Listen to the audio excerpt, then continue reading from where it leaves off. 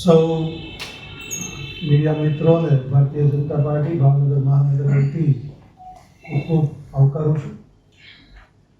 કેન્દ્ર સરકારનું 2026-27 અંદાજે 53.5 લાખ કરોડનું આ બજેટ આદરણીય નાણામંત્રી નિર્મલા સીતારામનજીએ તારીખ 1 ફેબ્રુઆરીના રોજ રજૂ કર્યું. આની અંદર યુવા શક્તિ, નારી શક્તિ, તમામ ખેડૂતો માટે થઈને જે નાનામાં નાના લોકોનો જે રીતના વિચાર કર્યો છે,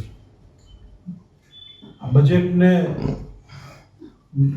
નાનામાં નાના લોકો સુધી ફાયદો થાય તે માટે થઈ અને આ બજેટ 2026-27નું એનડીએ સરકાર દ્વારા રજૂ થયું છે.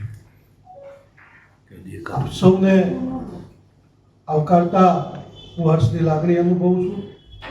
અમારી સાથે આ બજેટ આજે અહીંયા એવા ગુજરાતના કેબિનેટ મંત્રી કૃષિ અને સહકાર વિભાગના શ્રી જીતુભાઈ વાઘાણી, ભાવનગરના પ્રથમ નાગરિક ભાઈ ભરતભાઈ, ધારાસભ્ય બેન સેજલબેન, મારા સાથી મહામંત્રી ભાઈ નરેન્દ્રસિંહ, નિલેશભાઈ, મુકેશભાઈ તેમજ આપ સૌ પત્રકાર મિત્રોનું ભારતીય જનતા પાર્ટી ભાવનગર મહાનગરમાં સ્વાગત કરું છું. આમાં ઉપસ્થિત માનની પ્રમુખ શ્રી કુમારભાઈ, માનની મેયર શ્રી ભરતભાઈ, મારા સાથી ધારાસભ્ય મંત્રી સેજલબેન, મહામંત્રીશ્રીઓ ભાઈ શ્રી નિલેશભાઈ, નરેન્દ્રસિંહ, ભાઈ શ્રી મુકેશભાઈ, રાજુભાઈ, સમગ્ર કાર્યક્રમના અમારા ઇન્ચાર્જ પૂર્વ મેયર, અમારા સાથી ભાઈ શ્રી સુરેશભાઈ, સૌ પત્રકાર મિત્રોનું ખાસ આજની આ પત્રકાર પરિષદ એ કેન્દ્રમાં માનનીય મોદી સાહેબના નેતૃત્વની એનડીએની સરકાર નાણામંત્રી નિર્મલાજીએ જે કર્તવ્ય ભવનની અંદર પ્રથમવાર આ બજેટ રજૂ થયું છે.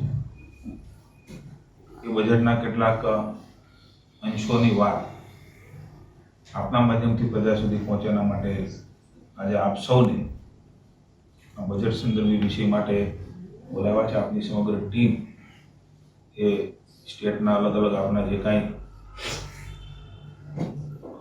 મિત્રો છે એમને તો અમદાવાદ, ગાંધીનગર મળવાનું થાય છે, પણ નવી જવાબદારી પછી તમને પણ પ્રથમવાર આ સ્વરૂપે મળવાનું થયું છે, ત્યારે સૌ આ પત્રકાર મિત્રોનું હું સ્વાગત કરું છું, આવકારું છું. એ છે કે મોદી સાહેબના નેતૃત્વની અંદર સમગ્ર દેશ એ વૈશ્વિક સ્તરે નવી સિદ્ધિઓ પ્રાપ્ત કરી રહ્યું છે. ટ્રેડ ડીલ હોય એમાં પણ આપણે જોયું છે. બજેટ સંદર્ભે પણ દરેક નવા આયામો,